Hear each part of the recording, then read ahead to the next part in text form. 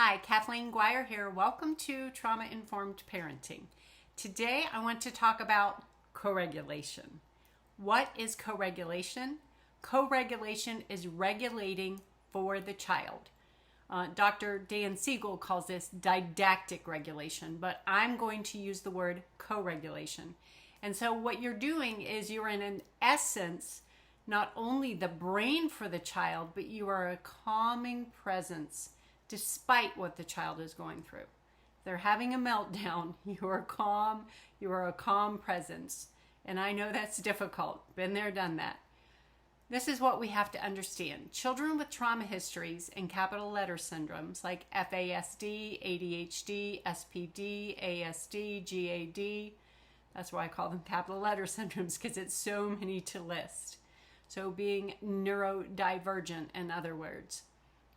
So these kiddos have altered brain development. The main outward sign of past trauma and a capital letter syndrome is what we often refer to as bad behavior or the inability to self-regulate. If you want to sound more sciencey and less critical, which I prefer. The truth is, when it comes to behavior, we must remember that every behavior expresses a need. When it comes to a child with a trauma history and or a capital letter syndrome and the ability to self-regulate, it's can't, not won't. In simple, plain language, this means he cannot calm himself by himself. He can't help but be overwhelmed to the point that he is either hiding under the table, flight, not responding to what you are asking of him, freeze. He can't, not he won't, or he is running away from the situation, flight. He can't. I just want to reiterate that. Not physically able, not emotionally able. In this scenario, the adult must take the reins and help the child by co-regulating. Co-regulation helps the child develop a new pattern for stress regulation, because these kiddos mirror us. So what does co-regulation look like? I'm going to give you a super simple example.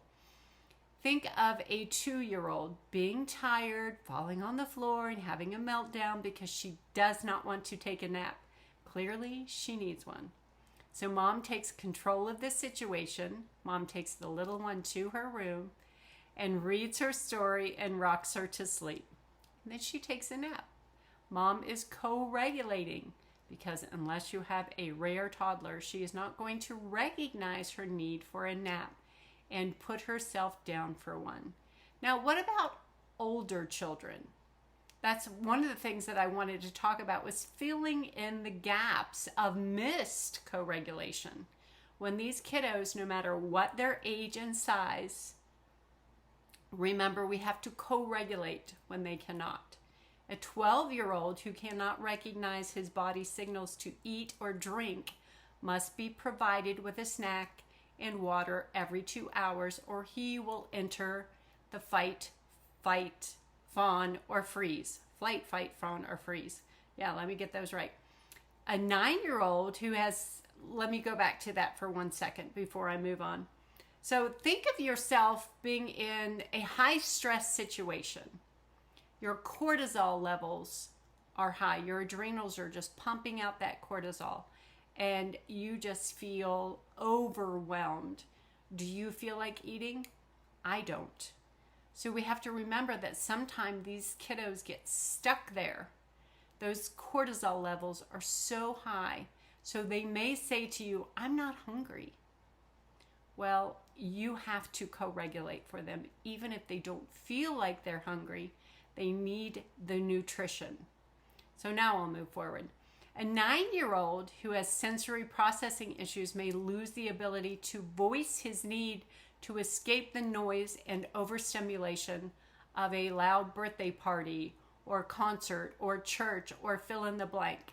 So we parents have to be watching for cues and either leave the party or the concert or whatever it is, or take the child to a quieter place. It's important to remember that a child with a trauma history and a capital letter syndrome is emotionally sometimes half his physical age, sometimes more. And then through adoption, there's also a family age. So if you have a child who's only been in your home for 2 years, then his family age is 2. So we have to keep that in mind. And his regulation skills may be that of a 2-year-old, even if he is a teen. The good news is, as we connect and co-regulate, we change the brain chemistry, the wiring, and the development. Scientists tell us that relationships and experience shape the brain. So think of a developing brain like a multi-storied house under construction. At birth, the downstairs brain is developed. This is the part that tells the child when to breathe, keeps the functions of the body on track. This is also where survival mode resides. Like I've been saying, the fight, flight, fawn, or freeze mechanisms. The upstairs brain is the higher functions. It is more sophisticated and houses reasoning, speech, regulation of emotions, the ability to be flexible and adaptable. Trauma skews the wiring of the brain. Trauma triggers the amygdala, the watchdog of the body. If the brain stays stuck in this state for too long, it rewires and it stays stuck in survival mode. Chronic stress takes a heavy toll on the prefrontal cortex. It is involved in impulses, aggression, anxiety, decisions, changing gears, and self-regulation. At this point, you may be thinking, I thought you said there was hope. There is. The Hebbian principle says, what fires together, wires together. That is, the more you experience something, the more your wires go and connect in that direction. So how do we rewire a child's brain that is stuck downstairs in survival mode? With co-regulation and fresh experiences that show him he can trust us. We call this felt safety. When a child feels safe, his adrenals calm, he produces less cortisol, and he is able to function more often in the upstairs brain. So that's all for today. Thanks for joining me.